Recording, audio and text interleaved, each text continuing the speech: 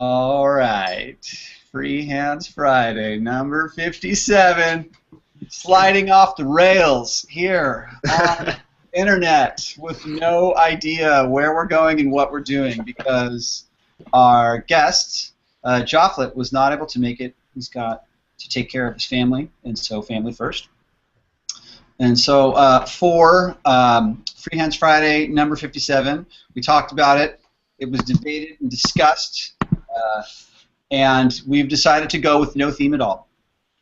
And and what's interesting is that we could approach this in, I think, 3 different languages. So I'm starting it in English, but it doesn't need to be limited to English because we've got people that are fluent in French and Spanish and I'm sure many other languages. So maybe what we can do is we can start this discussion with a little bit about, let's talk a little bit about Jofflet, all good things, okay? So, have you guys seen him perform at all? Has anyone? No.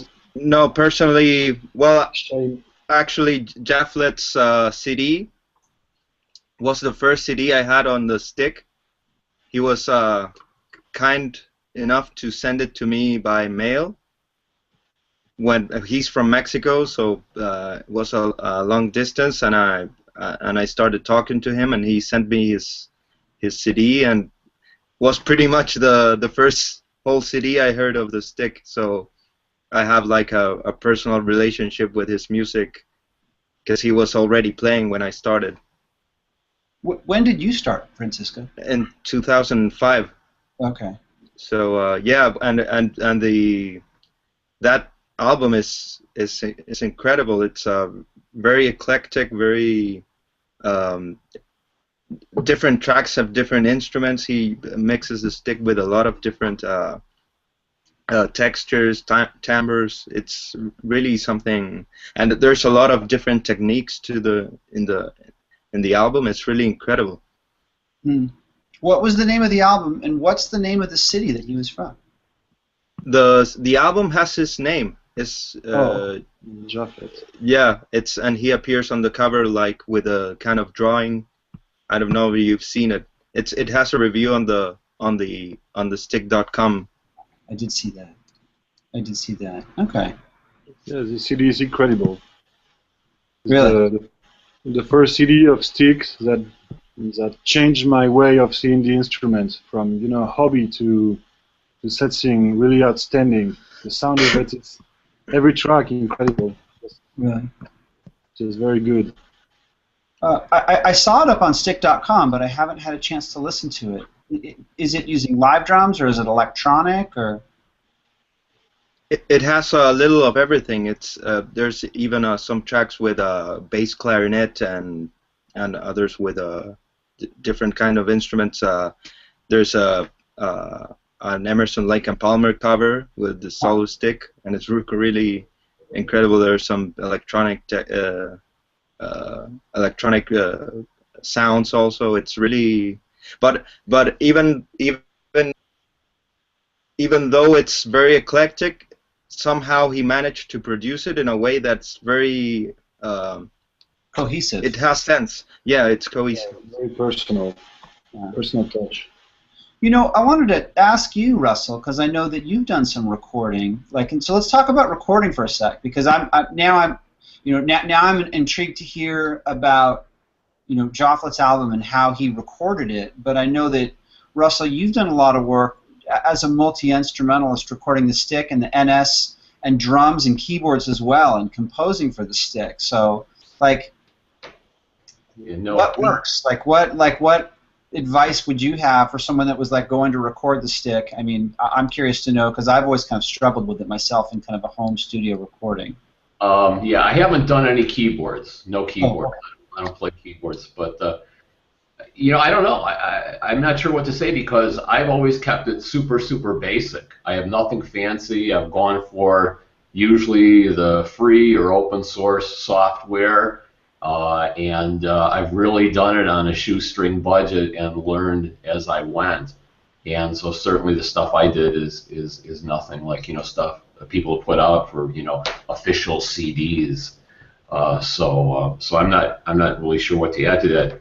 and we can go back to that. But I wanted to mention Jefflet's YouTube page that people should come to, because I was checking it out, and the oldest, or not the oldest, but the newest stuff is a year old.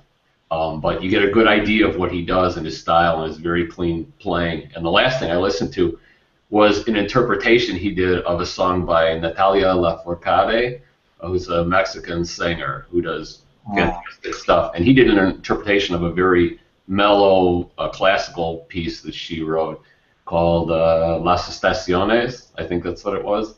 And what a cool idea to pick that song to do a stick arrangement for. And he's got a lot of different variety. So I wanted to make sure that people went there, especially if we're going to talk to him later, because I think it's always a good idea to check out what people do. And then the interview makes a little bit more sense, too. Yeah. Yeah, well, this could be like a primer for that. I mean, I've you know, I see a lot of stuff that Francisco, I see a lot of stuff that you're doing online, and you're incorporating all kinds of like electronic music, and then you've got like Space Ghost, this thing on your wrist that it's flashing, and like, you know, and so I'm always, you know, I'm like using GarageBand and just plugging into HD500. It's kind of ghetto compared to what you're doing. So, hey, all right, Matthias. Matthias. What's up, Matthias? Hi, Hey, man. how are you? Good. Good. We're having an open conversation regarding we took off from Jaflet's work, but now we're talking about recording and what different things we do. Yeah. So maybe. So sorry. No, that's okay. I was gonna say maybe we could switch to Spanish, and we could talk to Tomas and Matthias about that, and like get some kind of perspective on how they record or how they want to record or something like that.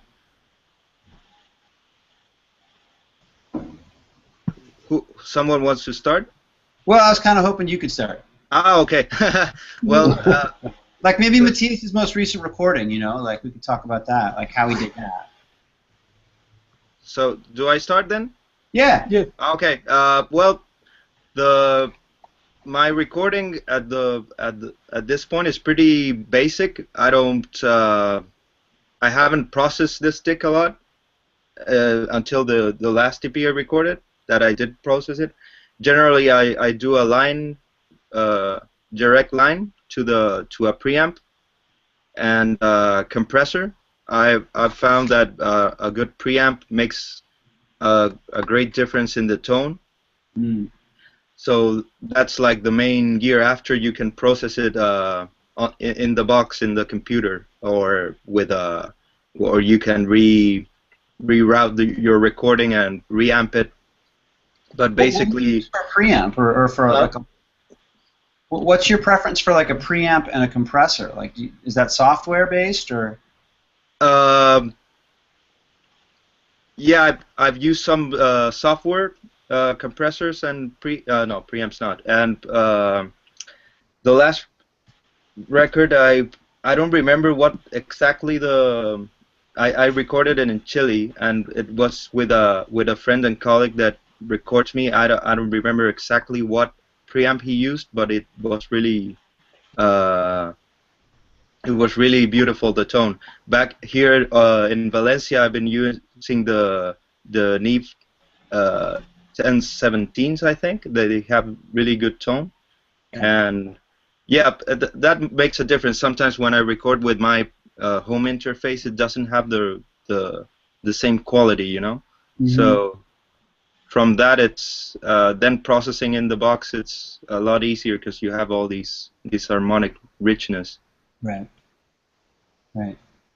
Yeah, I've really struggled with it, and I'm just looking for some simple way to get 2 tracks in live, and not have that kind of delay when you're recording. You know, you want to have it, you want to hear it the way you're playing it, and I've just kind of struggled with it. It's been a struggle, and so I'm wondering if anyone else has had that problem when they're using software. You know. So. Yeah, you're talking about the lost the words. Latency. Latency, yeah. I found that some of the newer programs just calculate that for you really well. like when I first started, I used Audacity, which is the most simplest recording thing, and you had to do a loop back and calculate, you know, for the delay. But now I'm using Reaper, which is more of a full-blown, you know, package, and I set it up, and there was no delay, and I thought, oh, I forgot to do that, and it just took care of it, like by magic. So, depending on what you're using, you may have to do it yourself, or it'll do it for you. Is Reaper free? No, but it only costs like $60 if you meet the lowest level licensing, which is like something like non-professional use or something. So they have levels of pay. Yeah, and Reaper, I used Reaper a couple of years ago, and what I liked about it is a really light and easy to use DAW. It's very flexible, and you can do also video in it. So it's really right for the price. It's really good. I mean, you can do a lot of stuff with it. The video editing was just updated, and it works really well. You can't do a lot of fancy video stuff at all, but you can certainly line stuff up and get it ready to process in something else. So yeah, it's a good product. Yeah, but for scoring videos, or if you're doing maybe film music or for a short film, it's really great because it's fast and light. It's very stable also. Well, that's good to know, because I mean, for me, it's like part of it is just like better done than perfect, right? Like, yeah, like if you're trying to do something every week and just try to put out something every single week. Now, I mean, Francisco, I've seen the quality of the work that you do. There's this one video that you did in this big room, and there was a glass window, and there was like a hardwood floor, and it was gorgeous, and the quality was so good, and it sounded so good, and it looked good, and there were cuts with the video. Do you know the one I'm speaking of? Yeah. It's a track of the last TP, and the music was recorded in Santiago, but it was mastered in Valencia, and the video is in Valencia. It's one of the studios from school where I'm now. Okay. Yeah, you have to take advantage of all those resources, man, because that was a beautiful thing. That was really great. I really enjoyed that. Yeah, one has to every time. Sometimes one goes to a friend that has, maybe a friend has a microphone or someone has a studio, and you basically, in this thing, if you don't want to spend a lot of money, you have to try to use the things you can get anywhere. You know, if you have a chance to get some good equipment, you can borrow or you can rent, whatever.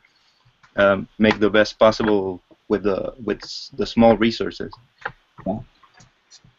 Yeah, what are friends for, right? Yeah. So let me ask you, Francisco. I know that Matthias has done some recording recently. Can we kind of switch to Spanish and talk to him about that? And would that be cool? And yeah, sure. Okay.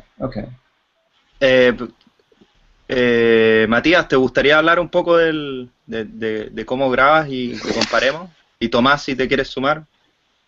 Rob, también, que habla español. Tomás. ¿Perdón? No te escuché lo último que dijiste. Es que estábamos hablando sobre cómo estábamos grabando, a ver si podemos hablarlo en español. Ok. Está bien. Yo ahora estoy grabando de manera, como comentaba el otro día en la otra sesión, no estoy haciendo grabaciones caseras. El primer disco lo grabé con mi computadora, con una placa directamente, entrando por línea y después usando plugins para emular los efectos que yo uso normalmente en vivo. Y ahora estoy grabando directamente en estudio, en vivo, con la banda o con el dúo, con el trío o con el dúo. Directamente uso dos pistas, en realidad dos pistas para cada uno de los, ¿no? Uno por línea y otro con un mic al amplificador. Normalmente uso uno de bajo para la parte grave y uno de guitarra para la parte aguda.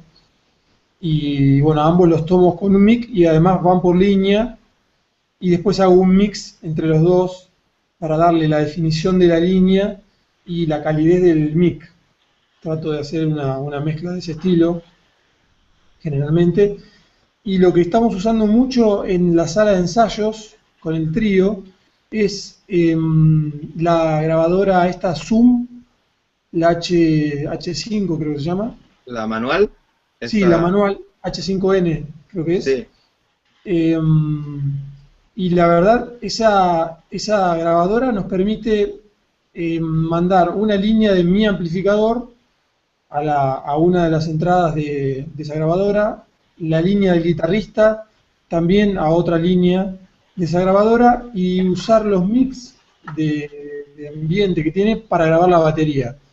Estamos logrando capturar las improvisaciones del ensayo rápidamente en un pequeño multipista, porque te permite grabar 3 pistas independientes al mismo tiempo en esa grabadora, y la verdad es que es una herramienta muy, muy útil a la hora de componer y también, bueno, de ensayar cuando uno improvisa con su banda, y de ahí pueden salir, digamos, un buen material para luego transformarse en canciones. Realmente es algo que lo estamos aprovechando mucho, está muy bueno. Y es relativamente accesible, no es una máquina cara, ¿no? ¿Y cuántas entradas hay? ¿4? 2 de línea y 2 de micro. Esta máquina que yo tengo tiene 2 entradas por línea y una por micrófono. Pero es estéreo, el micrófono es estéreo, ¿no? Sí, es estéreo. En realidad son 3 pistas estéreo. Sí, creo que la tengo acá, a ver. Justo está. Está. Ah, sí, no sabía sobre las líneas, las entradas de Claro, línea. tiene ahí las líneas con un control individual para la ganancia de cada una de las líneas. Y acá está el micrófono condenser, que es el estéreo, que se controla con este volumen. La ganancia, la entrada se maneja con este volumen. Y después tiene otras salidas. Salida para acá. Sí, son muy útiles, tienen muy buena calidad de sonido para ser portátiles. Sí, la verdad que sí. Y bueno, ahora estamos preproduciendo el disco del trío, entonces estamos utilizando esto para grabar todos los temas que vamos a incluir en el disco, y lo escuchamos para tener una buena referencia de lo que está sonando ahora, y bueno, lo usamos para revisar y ver qué partes hay que arreglar, o si hay que recortar alguna sección o agregar otra. Y realmente para un trío en donde no hay voces, esto es ideal, la verdad. ¿Y la calidad del video es HD o...? Esta en particular no tiene video. Este es un display para editar, para manejar el menú. Sí. Sí, no, pero hay una que tiene video, hay una máquina de Zoom que tiene audio y video, y bueno, ya es bárbara, muy buena. ¿Y Tomás, tú has grabado últimamente? No, serás tú, porque yo no he grabado nada. Yo estoy muy novato, yo estoy tomando clases con Guillermo y de momento no tengo tantos temas que grabar. Tal vez, esperemos algún día, pero no, sigo un poco joven con el stick. Ah, vale. Bueno, yo también sigo un poco joven, pero he hecho algunos experimentos. Yo he hecho algunas grabaciones solamente para escuchar lo que estoy haciendo con una interfase. Ahora hace unos meses atrás, diseñé un circuito que era un preamplificador, porque mi stick trae la stick up, que es pasiva, y quería experimentar con un sonido activo, con un ecualizador de 3 bandas por canal, y cada canal que sea procesado por separado. Entonces estaba experimentando con algunas cosas por el estilo, pero bueno, De hecho, estuve viendo el video, el último video que se hizo, y estuvieron hablando sobre la pod, la HD500, y justamente esta semana me debería llegar. Entonces voy a tener un juguete nuevo para poder entretenerme. Ahora, la función esta del preamplificador es bastante útil. Eh, bueno, yo trabajo en electrónica, así que conozco un poco el tema. Y creo que se obtuvieron buenos resultados haciendo este invento con un ecualizador de 3 bandas digamos, para el encordado para los bajos y para la melodía, para el encordado melódico. Pero, en resumen, yo también estoy aprendiendo, de hecho, eso es lo bueno de estar acá, lo escucho a ustedes y, bueno, qué bueno. Y como tú diseñaste el preamplificador, ¿cierto? Sí. ¿Y alguna particularidad del sonido De del hecho, stick que implementaste en diseñar tu preamplificador? en realidad, mira, a ver, dame un minuto, creo que lo tengo aquí. So, Gene, Tomás works in electronics and he designed a preamplifier for his Esto stick. es solo un prototipo. Oh man. I'm using an stereo input with a stereo cable and mono out for each channel. Bueno, esto es un preamplificador que yo soy bajista, entonces he trabajado como si fuera para un bajo eléctrico, pero duplicado, estéreo. Solamente experimentando para ver qué pasaba. Los controles, ¿qué? Este tiene bajos, medios y agudos, independientes para cada canal del stick. Bajos, medios, agudos, bajos, medios, agudos. Y bueno, la salida. Solamente un preamplificador, solamente un ecualizador más que nada. Y eso, vamos a ver qué pasa. ¿Cuántos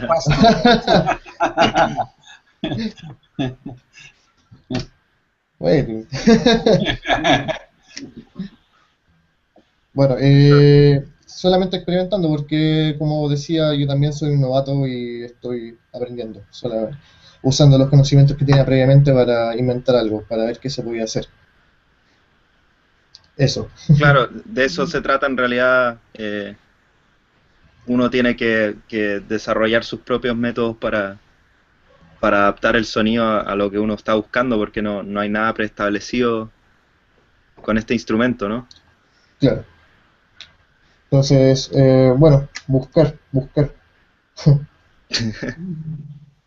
Ahora, lo que decían en la sesión anterior sobre la pod, la HD500, era bastante interesante el asunto porque yo había escuchado de varios estiquistas que estaban usando ese pedal y bueno, el tema del proceso de poder tener 8 efectos, lo que decía Matías en la otra ocasión, es bastante interesante. Ahora, eso creo que lo podemos combinar con algunos otros aparatos también, preamplificadores, y bueno, ahí también va a depender del presupuesto, ¿no?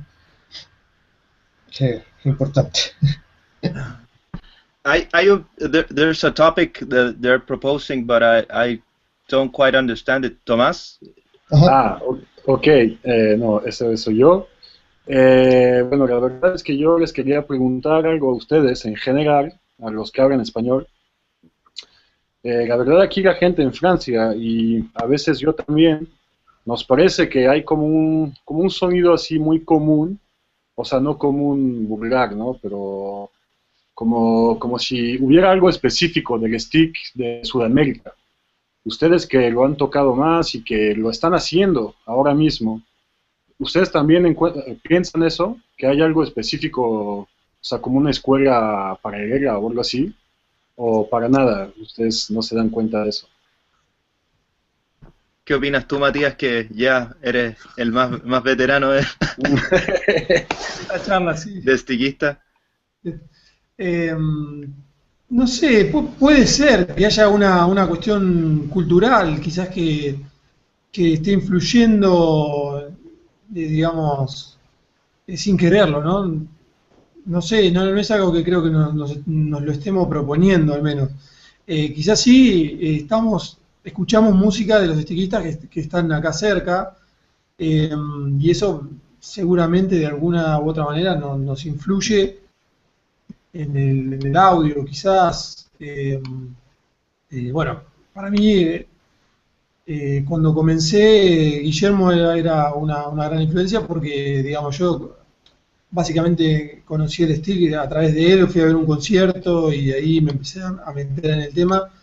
Y entonces, bueno, evidentemente hay una influencia por ese lado, pero creo que después cada uno ha ido desarrollando su sonido y no sé, la verdad que creo que se da por una cuestión natural de la ubicación geográfica y la cultura, creo. Sí, la Va, no verdad, sé, es lo que opino yo, no sé qué opinan mis compañeros latinoamericanos. no sé, la verdad es que por primera vez escucho, me parece interesante a ver que Tomás qué es lo que percibe si lo puede verbalizar, porque, o sea, yo no lo había percibido, pero sí, sí tiene mucho sentido si hay algún patrón entre los estiquistas sudamericanos, porque por mucho tiempo es- en el fondo se desarrollaron las comunidades independientes, no había mucha comunicación, entonces es posible que si se hace un análisis musicológico se podría encontrar algún patrón en los distintas regiones. Pero no sé, Tomás, tú tienes alguna particularidad que No, ni podrías tanto, señalar o pero la verdad es que resulta, no diría fácil, pero sí es posible al escuchar a ciego, no a ciegas, ¿Mm? un Sí. disco, pensar que ese no es de América del Norte o ese no es de Europa o no sé ustedes si les pasa eso, Yo tengo pero una... por decirlo así, ¿no? Un ejemplo, el bolero de Matías Betti, no sé si lo podrías encontrar en un disco de New York. No, me parece que no. Ahora no sé si eso tiene ¿Qué? sentido, no, O, obviamente. y Russell o Jean quizás tienen alguna opinión, ya que lo ven desde afuera. Sí, he pensado eso, pero creo que es solamente un matiz de un poco de sonido. No creo que tengo la posibilidad de escuchar algo y decir es de España o México o un lugar. Pero creo que hay algo, pero no puedo identificarlo. Pero hay No, algo. yo tampoco, ¿verdad? No sé. Tomás, Uh, hago una consulta.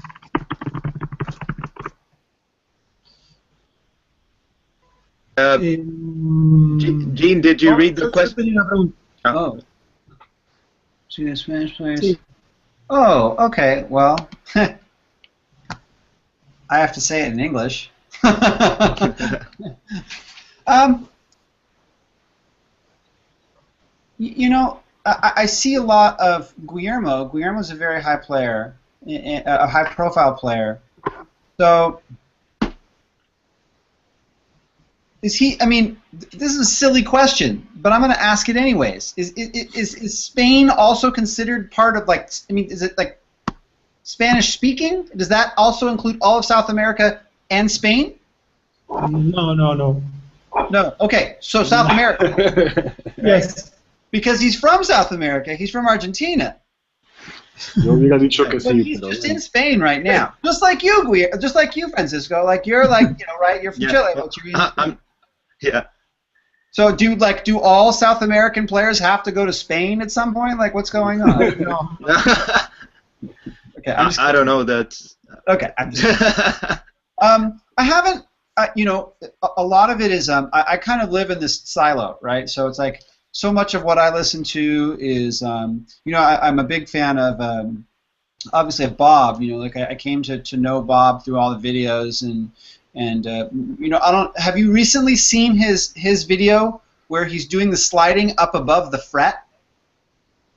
No. Have you seen No, I that? haven't. Yes, it's called Kepri.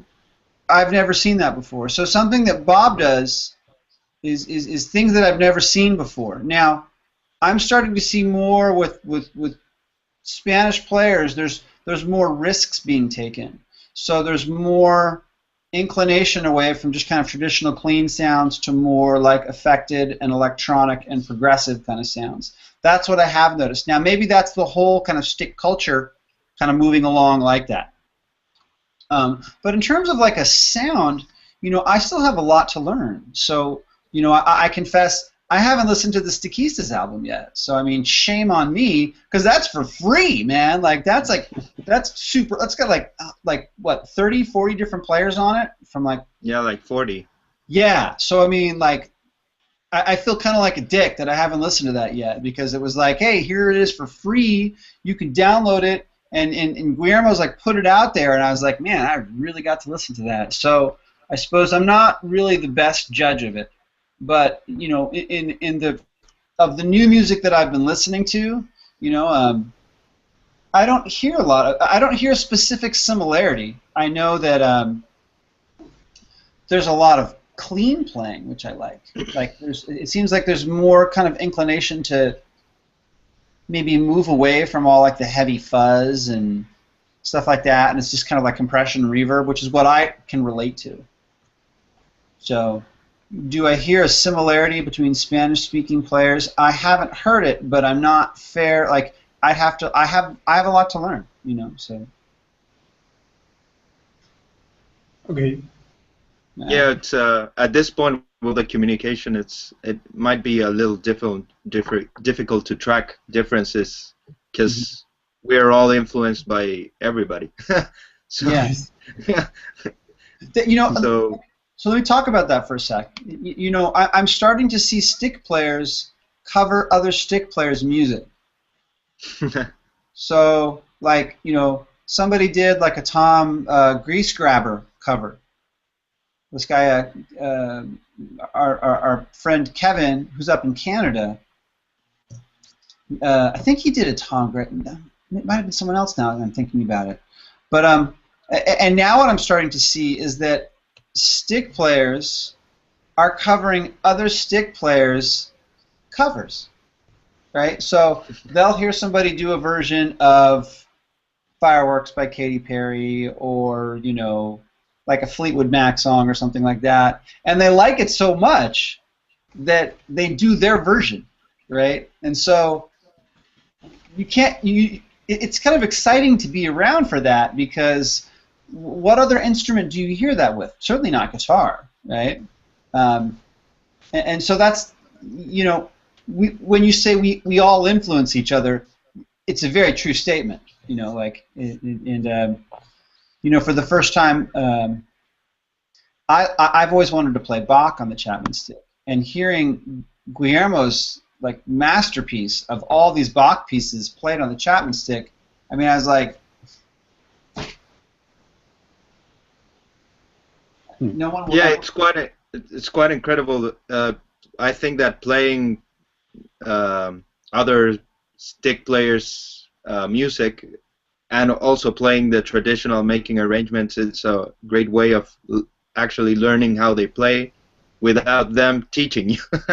Yeah. It's like, copying is the way it's the way I think we've all learned, because it's difficult. Maybe nowadays easier, but it was difficult to have lessons, Mm-hmm. And still, Skype lessons are not the same as one-to-one. Lessons, even though it's close, it's not the same. So playing other people's music is like the best way to learn. Yeah. Learn their techniques. So let me ask a question: Is there something that you like? Did you like? Was there an album? So let me ask this question of everybody: Was there an album? And I'll start if that's okay. Here's kind of a fun topic. Like, I started playing the stick, and you're kind of learning about what it can do, and you finally you struggle with the sound, and finally you you get your guitar amp to sound okay, and you get your bass side to sound okay, and then you start experimenting with effects, but you have like no one to play with, right? So what CDs did you play along with? I'll tell you the CD that I loved to play along with was Ghost of a Dog, which was by Edie Brickell and the New Bohemians. And that would have been like in 1992 or something like that. I loved to play stick to that album. So out of curiosity, you know, and maybe, Russell, I'll ask you first since you're laughing. Was there an album that you liked to play along with? I was just laughing because I hadn't heard Edie Brickell's name in so long, but I wasn't laughing at you. That's okay. I'm not even familiar with the CD. Oh, okay. Yeah, I really can't think of anything that I like to play along with. I certainly listened to different stick CDs, and back in the old days when I started, every CD that was available, I would buy it. And it took a while, but then they started coming out too rapidly, and I couldn't keep up anymore. But anything I listened to, I always thought, am I listening to this because it's a stick being played, or am I listening to it because it's good music? I wanted to make sure that I was focused on the music and not necessarily the instrument. Yeah. That's a good point. That's a really good point, because you know, what CD you put on versus what CD do you feel compelled to listen to just because it has that. So, out of curiosity, Francisco, did you have stuff that you like to play along with, or like when you were learning stick, or when you were just coming to? And we can switch over to Spanish too, because I don't want to leave out. No un CD en particular, pero sí una de las primeras cosas que yo siempre, como antes de tocar stick, tocaba un poco de piano y siempre quise ser un pianista clásico. Traté de sacar ideas de partituras de música clásica, entonces tomaba, por ejemplo,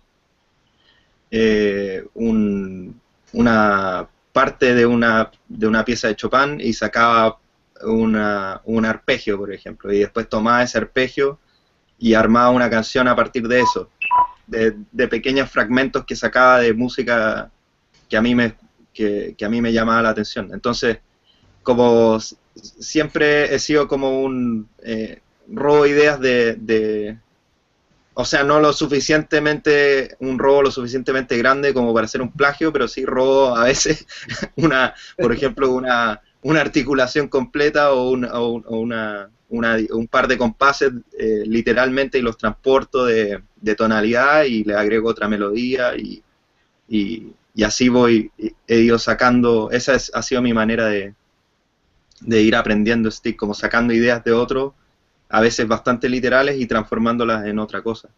Y puede ser con el disco de Jafflet, dije que antes que había sido el primer disco de stick que escuché completo y lo escuché mucho, y música para otros instrumentos, y así fui sacando. Pero tocar así intentar seguir un disco en particular completo, una canción completa, no mucho. No me podía concentrar tanto tiempo. Claro.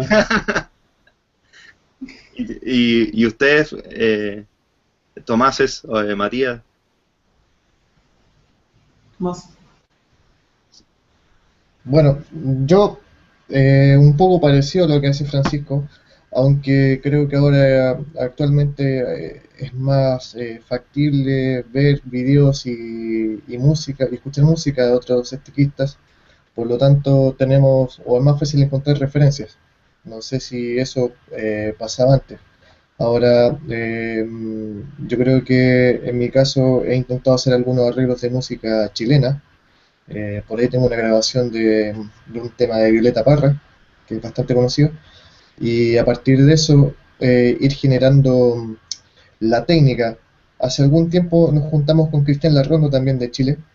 Estuvimos tocando un poco, bebiendo unas cervezas por ahí, y llegamos a la conclusión de que el aprendizaje del stick tiene que ser en base a lo que uno quiera tocar. la música tiene que ser el objetivo y no la técnica. Bueno, eso creo que recuerdo creer, eso es lo que recuerdo de esa conversación. Un punto que no recuerdo. Pero el punto es que nosotros tenemos que preocuparnos de lo que queremos expresar con el instrumento más que la técnica. Esa necesidad de querer expresarnos nos va a llevar a generar una técnica. Y es muy probable que generemos nuestra propia técnica. Por lo tanto, sí podemos sacar ideas, pero el punto final y el objetivo tiene que ser lo que nosotros queremos expresar a través de la música. No sé qué opina el resto. Yo, insisto, soy un novato y me gustaría también escuchar cómo ha sido el proceso de aprendizaje en, bueno, ustedes colegas, ¿qué opinan al respecto? Yo particularmente concuerdo con Tomás en cuanto a que creo que el objetivo musical es el que nos guía para empezar a desarrollar alguna técnica. Yo particularmente siempre trabajé de ese modo, o sea, primero tuvo que aparecer alguna canción que quisiera tocar para empezar a ver cómo abordarla y ver qué elementos técnicos tengo que incorporar para poder tocarla. Me parece que es la manera más divertida de hacerlo, digamos, es la más entretenida, o sea, estar por ahí tocando técnica sin un objetivo concreto a mí no me atrae, es como que necesito tener un objetivo. Y bueno, digamos, ante la necesidad de lograr tocar algún tema, en general o al principio eran temas de otros, algunos temas que para mí eran temas de, no sé, de acá del rock de acá de Argentina, o quizás sí de algún estiquista que escuché en algún momento y que quería tratar de tocar ese tema. Entonces me llevó a buscar una técnica o una manera de abordarlo y me iba generando en ese momento como ejercicios particulares que iban, digamos, surgiendo de esa canción, ¿no? O de la dificultad de tocar esa canción, ¿no? Entonces me iba armando mis propios ejercicios de técnica para lograr tocar un determinado fraseo o una determinada combinación de mano izquierda y mano derecha, pero que surgía a partir de un tema previo, ¿no? Que yo tenía ganas de tocar y entonces me esforzaba para lograr tocarlo y ese fue y sigue siendo el modo de aprendizaje para mí. O sea, es tratar de tocar una canción. Sí. Y ahí surge la necesidad de la técnica para lograrlo. Claro. Podríamos preguntarle ahora que está entrando. Hola, Edgar. Hola. ¿Cómo estás? Hola. Bien. Edgar de México. Sí. Bueno, Edgar, estábamos hablando de cómo estamos aprendiendo. Y tú tocas stick hace poco tiempo, ¿cierto? Hace como unos 3 años, más o menos. Ah, no es tan poco. Ah, entonces no. quizás...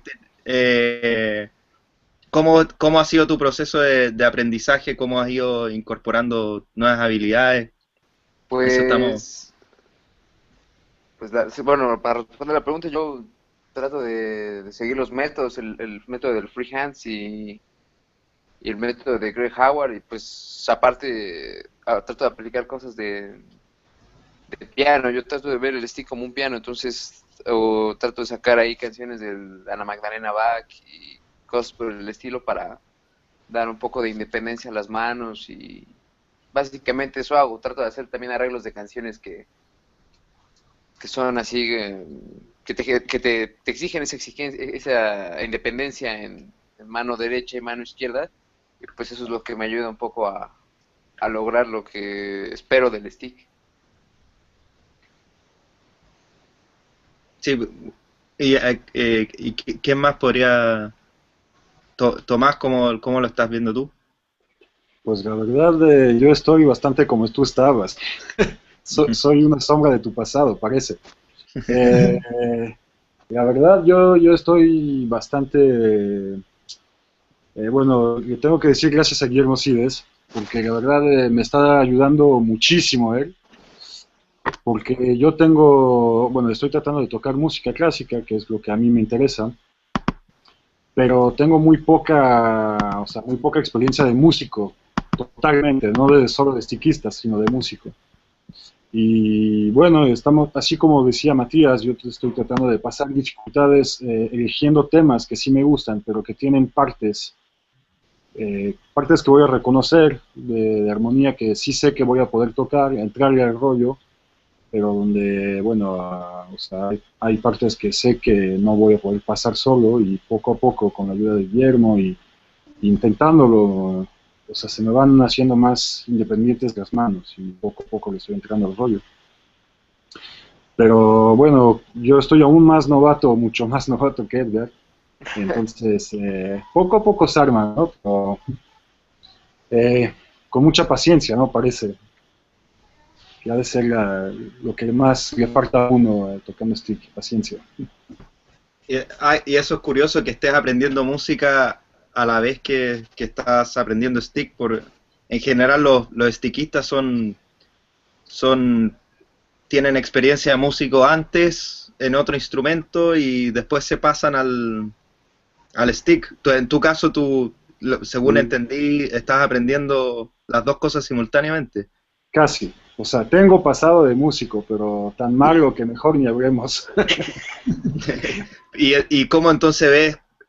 Porque es una doble dificultad aprender la teoría sobre el stick, que es un instrumento que tiene algún material de estudio, pero no es tan abundante como... Es bastante difícil, la verdad es una dificultad que les tengo que decir gracias a todos ustedes que han abierto puertas, ¿no? Y que, o sea, con esfuerzo han podido mantener el instrumento donde está ahora, porque la verdad eso es un lío de traspasar cosas de piano solo a stick cuando no sabes tocar piano, ¿no?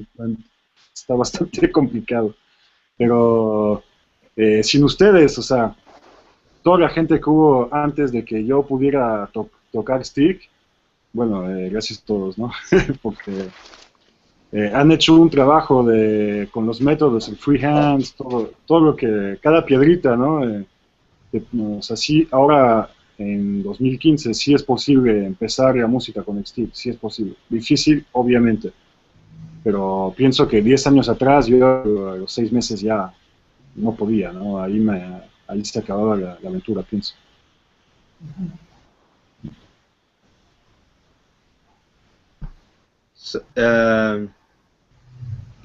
Sí, o sea, bueno, todos aprenden el instrumento con los medios que tienen. Yo creo que ahora es más fácil, sí, con todos los medios que hay disponibles, con todos los videos sobre todo. Eso fue bastante, al menos en mi caso, yo partí un par de años antes de que apareciera YouTube y realmente cuando apareció fue como abrir las puertas a conocer lo que otros estaban haciendo, no solo Obviamente. escuchándolo, sino que viéndolo. Obviamente. Entonces, ahí llegó Dan. So can you listen?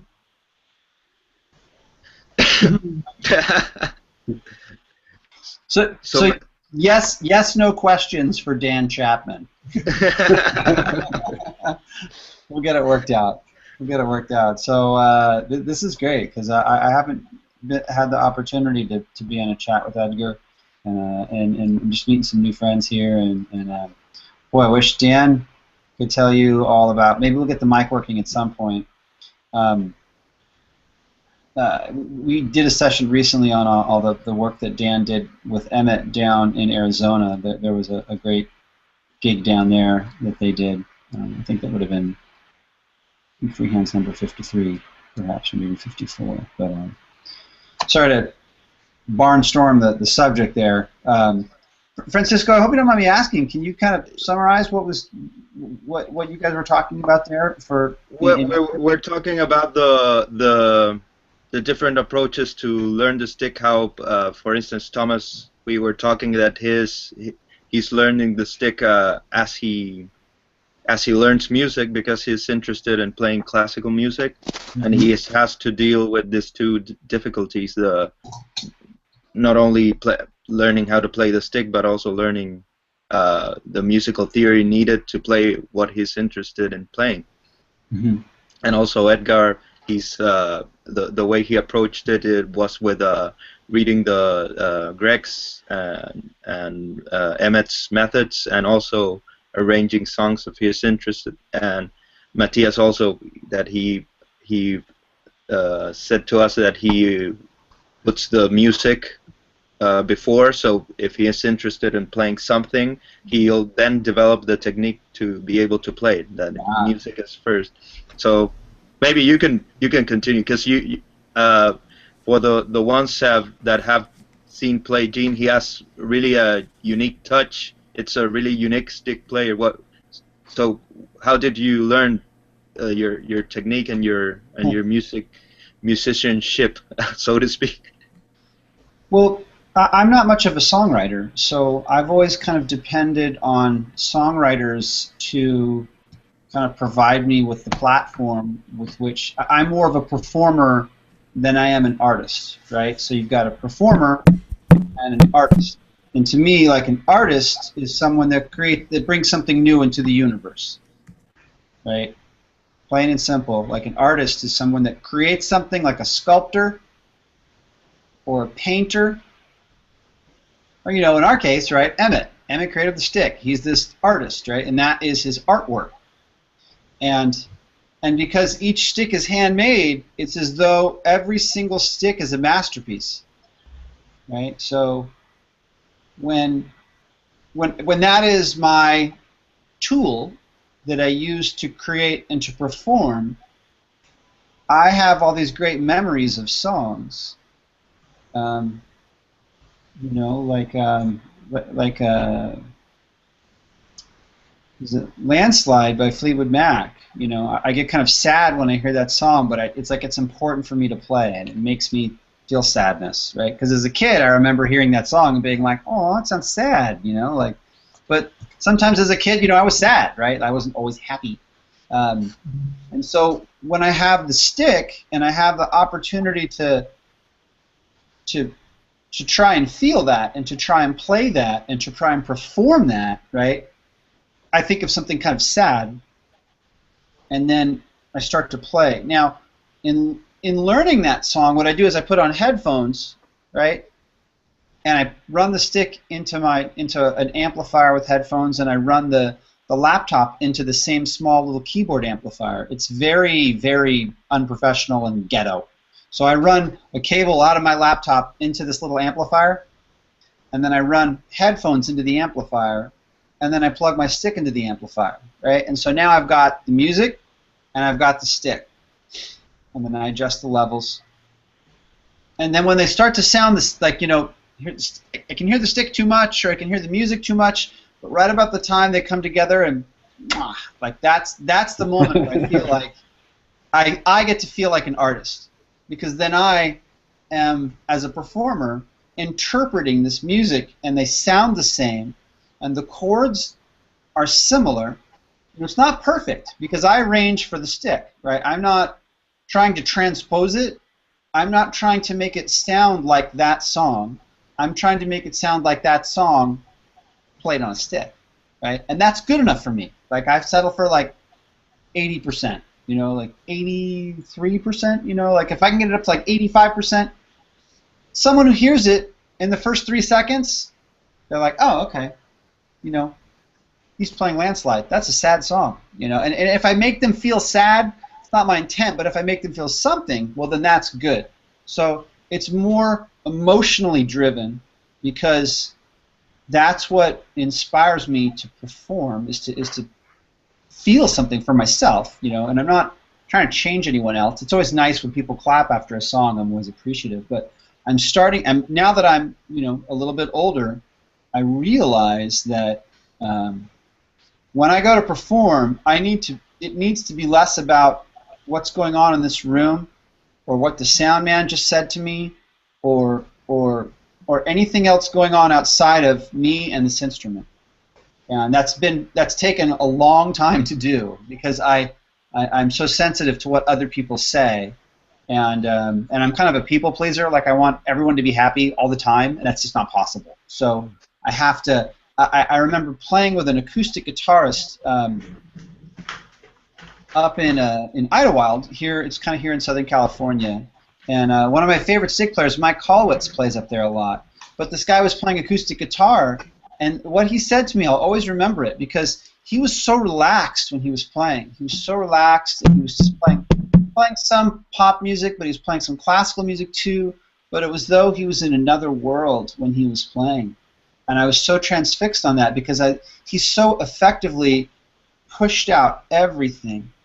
And then when I talked to him afterwards, he asked me to come and play, which was really nice. And then he had already played Joy of Man's Desiring, so I was like, well, I can't play that. And he's like, why don't you go ahead and play it and like play your version of it? And then that made me feel good, because that's my version, right? Anyway, so I'm kind of talking a lot now, but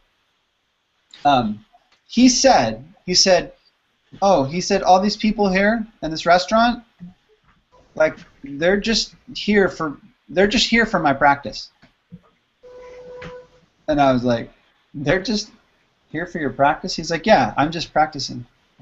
I'm just practicing on playing these songs from beginning to end, and I wish they'd be quiet when I was playing, you know. And I thought, oh, I hadn't really thought of it like that. But that was his approach. And so for me, now, like when I play these other people's songs, I don't think of them as like a Beach Boys song or a Coldplay song. I think of them as a song that makes me feel something, song that makes me feel sad. And I think of a memory that's sad, it's painful, and I just pour that into the song. And then that helps me to want to learn to play that song better, because I want to express myself emotionally through this instrument. I want to feel something, right? And I love this Beach Boys song. What is it? Warmth of the Sun. I mean, it's just like I have relived so many childhood memories through this one song, and it feels so good to play, because, and I've told the story so many times. When I was like 4 years old, one of my first musical memories was putting the needle on the vinyl of this Beach Boys record, and I kind of kept that record. Like I didn't let other people play it. It was like my record. And I remember hearing that song and feeling, when I heard that, all the Beach Boys songs are pretty happy, right? They're like surfing and driving in cars, and you know. And then there were two songs in particular, In My Room and Warmth of the Sun.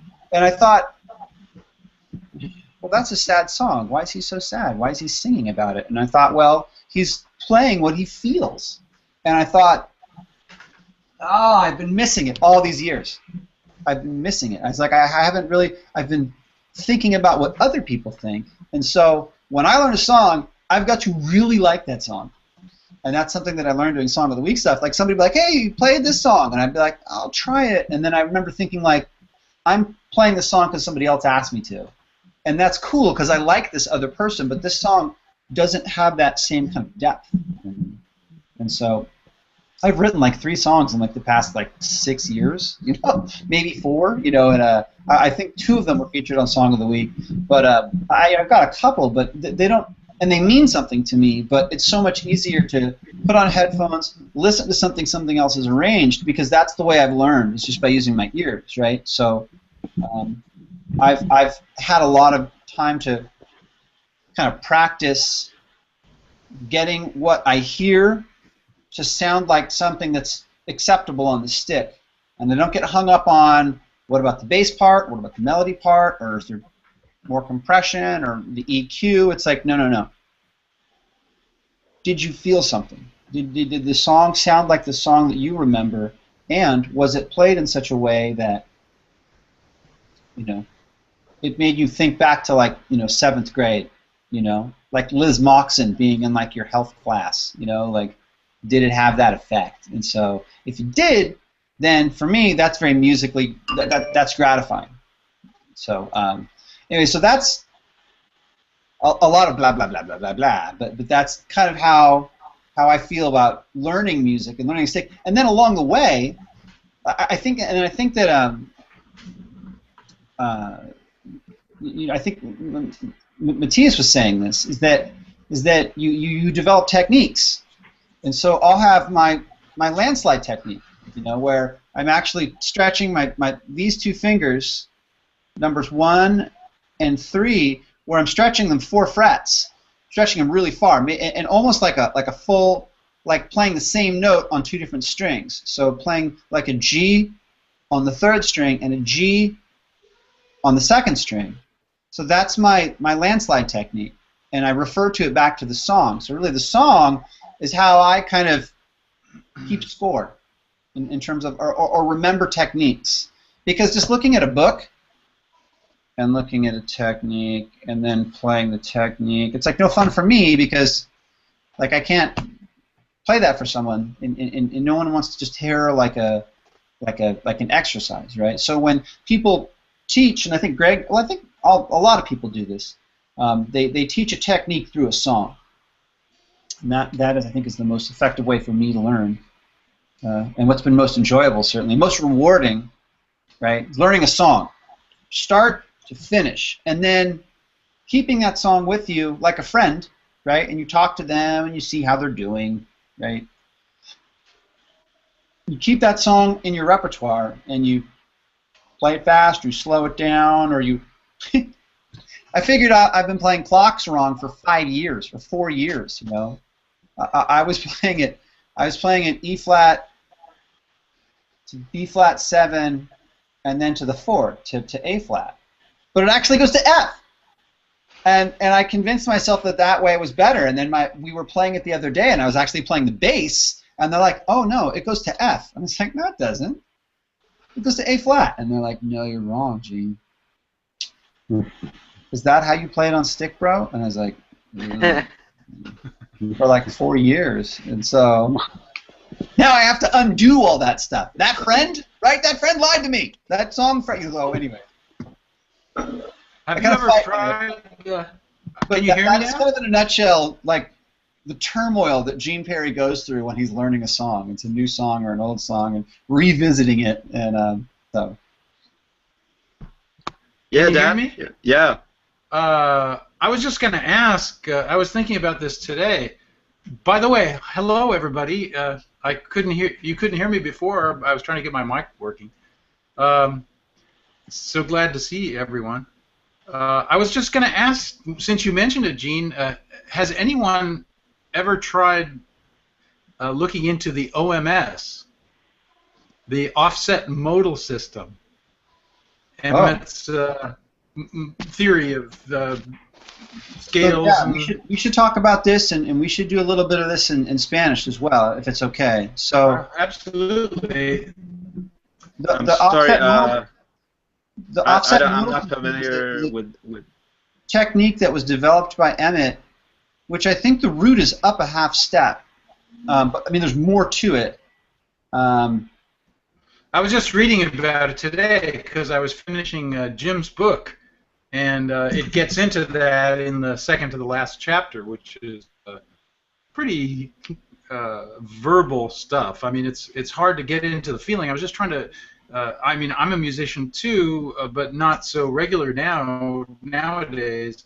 I was trying to, and also Emmett taught me a lot about music when I was growing up, and his theories, and he was kind of developing all that about his Lydian and Mixolydian ideas, and he put that into this whole idea of an offset modal system with 12 different compartments, and then superimposed over 3 wheels, and it's also connected with his ideas about the horoscope, which is a little far out.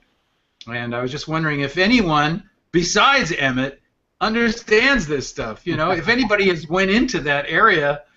I have him on tape at the Interlochen a few years ago with a whole diagram trying to explain this concept that he's very proud of, and yet I'm just wondering how many other people have ever really understood it or got into it. I'm wondering whether I should show it in the documentary at all, because it's such a important for him. Yeah. So let's talk about that for a sec. So the offset modal system is Emmett's a technique and a guideline and kind of a framework for kind of reimagining the modal system. Now, I have a degree in music, but I took one look at that, and I was like, what? You know, like, what? And then it's like he's got, triple Gemini and all kinds of cool stuff. So he put a lot of thought into it. The stick is hard enough, Right. but it all comes back to he didn't want to play other people's music. Like Emmett, Right. Like, and that's why I sometimes have a hard, like me and him are like on different planets. You know, it's like, don't you know any Steely Dan, Emmett? You know, and it's like he's like, no man, I'm making my own universe. Like, I made my own instrument, I made my own pedals. You know, if he had his way, he'd make all his own pedals. Yeah. He'd make his own cables, he'd make his own chords, he'd make his own tuners, he'd make his own bridges, he'd do it all himself. And yeah, and his music is not exactly the most accessible. Right. For the listening audience, unfortunately. Well, here's the thing: is that Emmett is an artist. Emmett is an artist. He's creating something new, and so part of that modal system, that's the difference between like an artist and a performer. Is like, I'm not here to entertain you. I'm here to express myself. And so the offset modal system, I think, is kind of this capstone in terms of like making your own music. It's like, well, you've given me these scales and they kind of work, I guess. You know, you've given me 12 tones in a single octave. Okay, I accept that. You know, those are kind of the prerequisites. But everything else, it's off to the races. You know, it's just like then everything else. He's conceptualized it and realized it, and in a way that is very creative, and it's totally in line with like making your own instrument. Like, why not have your own scales and stuff too? So, do I understand it? No. Have I researched it? No. Would I like to learn about it? Yes. Yeah, I'm just thinking, how would I frame this system? You know, first I have to get him to explain it and show this diagram, and then you know you get some other people's reaction to it, and your reaction would be interesting too. I mean, I was listening to you talk about the way you approach the music as well. Yeah, well, that's so Francisco, how would we explain that to people in Berkeley? Like a new voice. You're on mute. Mute. Oh, he's on mute. Oh, okay, ahí, there it is. Trato de explicarlo en español según lo que entendí. Al parecer, Emmett ha trabajado o está trabajando en una alternativa del sistema modal que se llama, how is it called? Offset mode system, something like that? Offset modal system. Offset it's probably modal. not the best thing to talk about in this international forum because it's so based on his language. So it's all game. It's all game. Maybe an inappropriate subject. I'm sorry. Pero bueno, eso lo decía. Dan decía que este sistema era parte de la expresión de Emmett como artista, o sea, no solo su instrumento, sino que ahora trabaja, esto no sé la verdad si lo trabajó antes o lo está trabajando ahora, pero que es una manera de expresarse y desarrollarse como artista, así como hemos venido conversando nosotros de cómo nos aproximamos al instrumento y cómo creamos música. Y que en el fondo cada uno desarrolla sus propios métodos para expresarse. The idea, Dan, was that bringing this up was that everyone develops its own tools for expressing artistically, right? Yeah. Yeah. Yeah, I mean, he's got this whole inner philosophy of playing, and he worked it out quite a bit.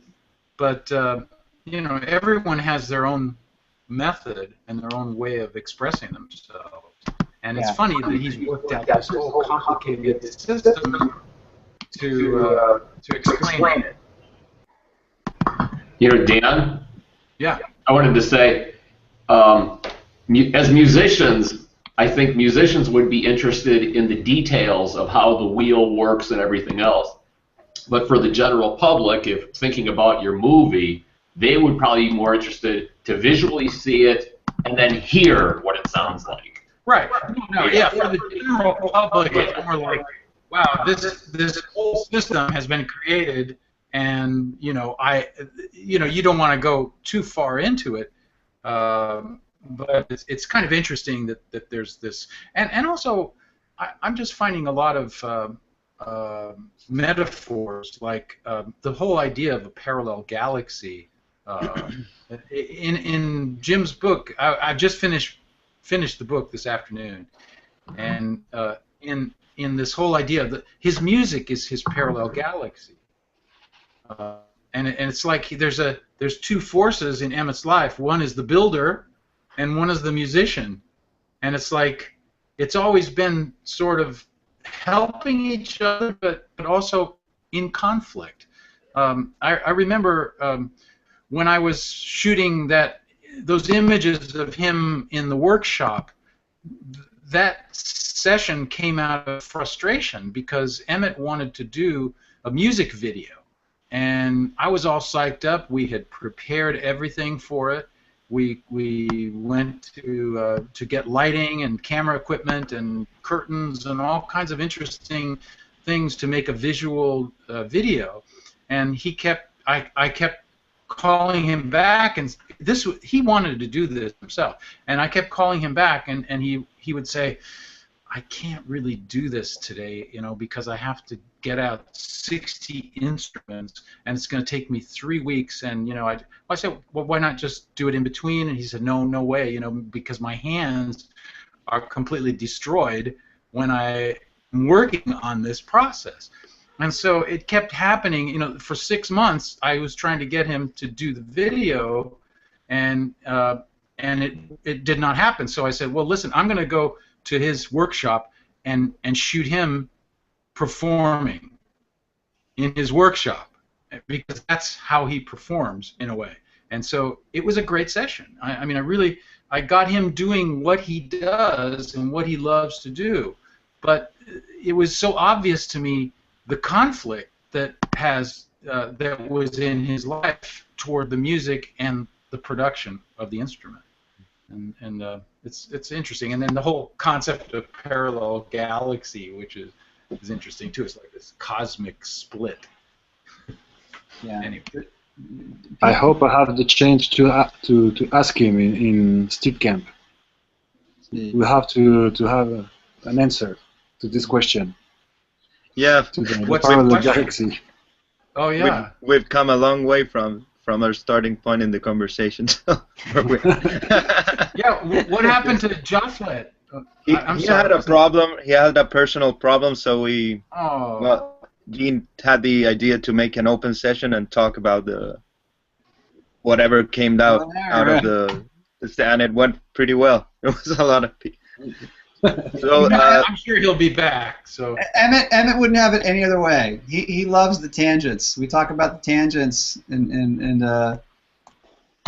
that's allowed. Yeah, right? Life is a flow. Yeah. I think that in looking at the conflict, probably Tomas, you probably experiencing this when you're working on electronics, right? When you're working on electronics, you'd rather be playing, right? Maybe you wouldn't. Maybe there's like a balance, right? I love working with computers, but boy, I would much rather play stick. And when I did play music professionally, it became difficult because people had a certain expectation of what I should be doing as a musician, and it became less, like creative and fun and perform, and it kind of moved away from that I'm an artist to I'm a performer now. Now I'm actually, I do this because I need the money, and people expect it to be done a certain way. And so with Emmett, he wanted to create his own instrument and have his own way of playing music and interpreting it, but other people like the instrument, and so they wanted one too. Yeah. Yeah, it's interesting. There was a time between 1969 and 1975, I think, when Emmett was the only stick player in the world. And I just wonder, I wanted to ask him, what was it like being the only stick player in the world? And then what was it with the rest of the history that happened after that? All of a sudden, 1976, there were 260 stick players, in 1 year. So it's kind of interesting how that happened. Yeah, it's come a long way, I think. Well, someone else has ¿alguien tiene un tema del que quiera hablar? ¿Alguna tangente que quiera recoger? Some tangent someone wants to recover because we're past in the time a little bit, and we should start wrapping up. Okay. What was there another topic that somebody wanted to go over, Francisco? If there's a tangent or something you wanted to ask from all the things we have We could talked. be here all day, man, all day.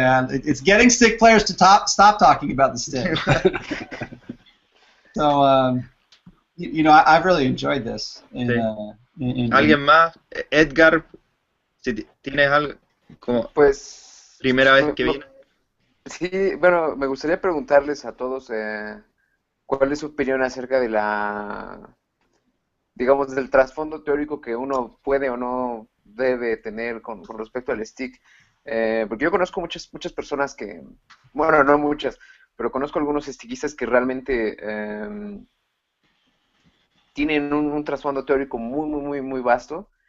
Y conozco a muchas personas, a otros músicos que no son stickistas, que tienen como, no sé si decir prejuicio, de que te ven con el stick y piensan que necesitas ser como muy intelectual musicalmente hablando, y pues no sé, cada vez que me comentan eso es así como, pues no, o sea, no creo que tengas que ser como muy teórico, sino simplemente el instrumento te da la oportunidad de expresarte sin siquiera saber música, tal vez. Digo, yo tengo conocimientos básicos de música y creo que aún así sin tenerlos podría hacer un poco de música. Yo creo que el instrumento da para mucho, ¿no? O sea, da para que de manera natural uno ponga los dedos y suene. Entonces, ¿cuál sería su opinión al respecto? Si es como realmente necesario que uno sea un músico formado o uno sea autodidacta, o cuál sería su opinión al respecto.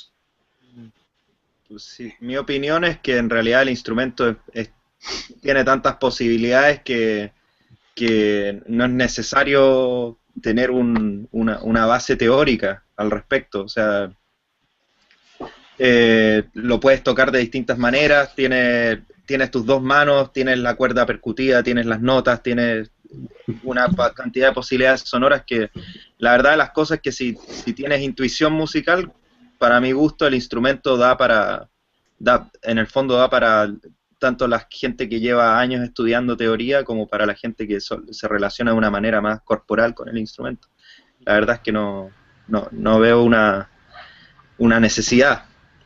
Salvo que quieras hacer cosas específicas como escribir para el instrumento, cosas que ahí ya necesitas como la teoría, pero si quieres tocar, no le veo la necesidad.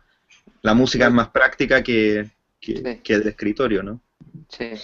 Sí, también el tema de que muchos de los stickistas venimos de otros instrumentos y que tengamos algunos conocimientos teóricos sobre ellos, creo que es una buena ventaja también, se ha hablado antes al respecto, es que el stick, como tiene una estructura un poco rara en comparación con un bajo, con una guitarra o con un piano, nos da la libertad de preocuparnos en el sonido más que en la teoría.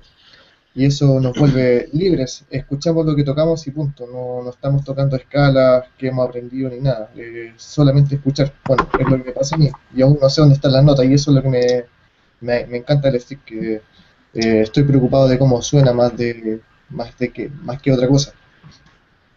En ese sentido, quizás uno es libre de poder tocarlo sin preocuparse de la teoría, creo.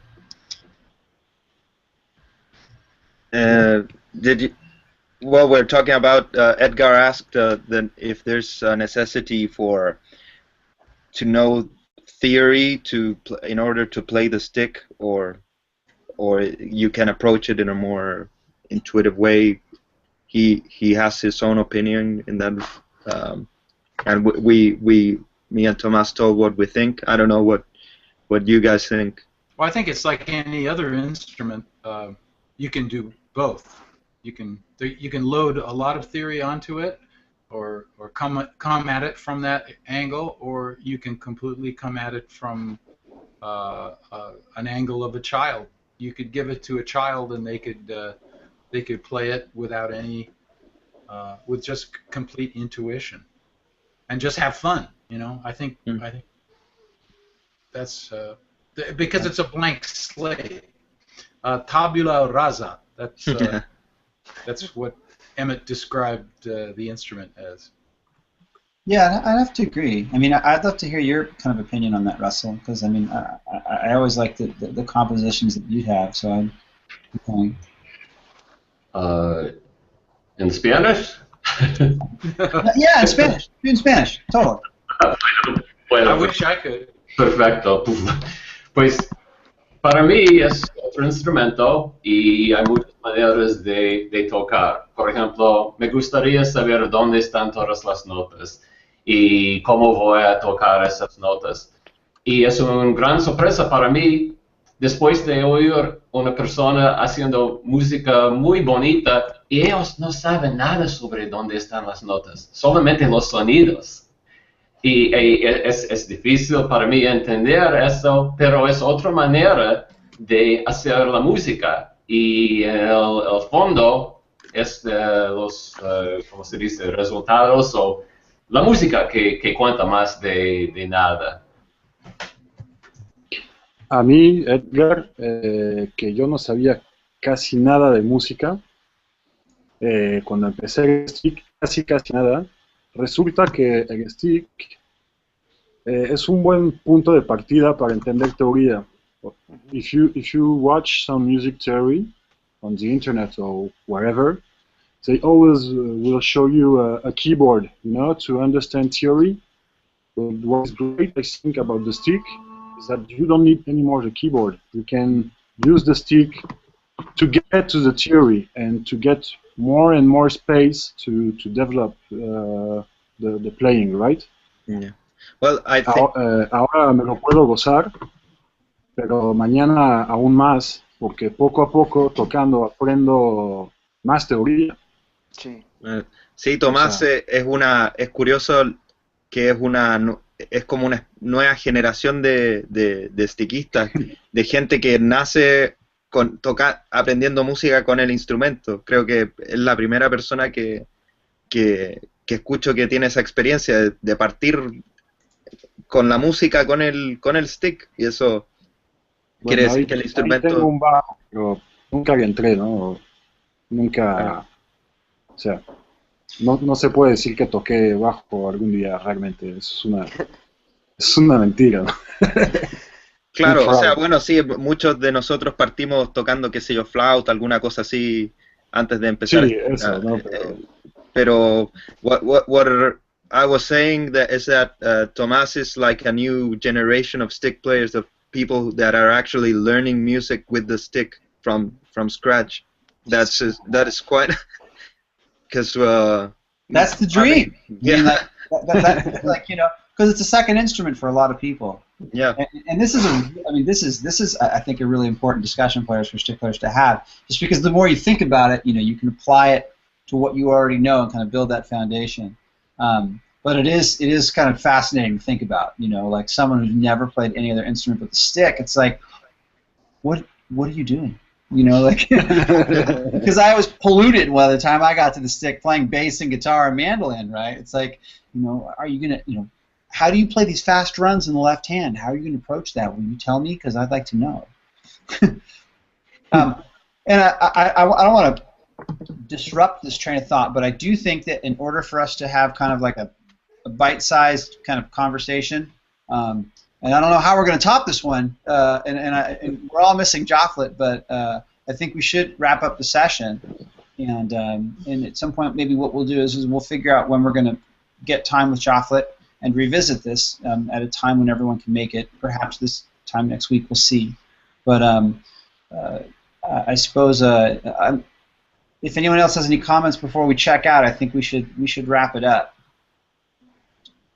Well, I just want to say that I'm so glad it's international and that this is being being put out there in Spanish. Yeah, it's a wonderful thing. Well, tip of hat to Francisco for leading the charge on this, because I mean he was like, I'll try to get some guys together, and then he got Matias, Jofflet, and he got Mauricio, and I was like, whoa, we got Guerrero. I was like, whoa, you got like the guys, you know, and like now I'm starting to meet all these new friends, and I'm like learning all this stuff about music. So yeah, as far as I'm concerned, like I wish every day could be Free Hands Friday, but this is a great format. I like that you guys kind of dumb it down for me and go like, Gene, this is what we were talking about, so I can feel like I'm a part of the conversation. Free Hands Daily. So, Francisco, if I may, I'm going to Nice kind of program. see us out here. I want to Yeah, sure. out to you again for taking care of business. Tomas, Russell, Edgar, Dan, and was somebody else on that we lost? Did somebody drop off? Matias dropped off. He has had to go. Yeah, I just want to thank you all again for just another fantastic session, and I look forward to doing this again. We'll work out the time with Jofflet, Russell, and I'll make sure that I get that time out there listed on the Stickist.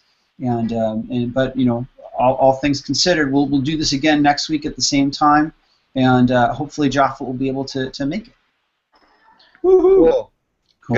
Muchas gracias y la próxima sesión será con Jafflet. Les avisaremos cuando se realizará para que puedan asistir. Bueno, hasta luego. Right. Bueno. Bye, guys. Free Hands Friday, everybody.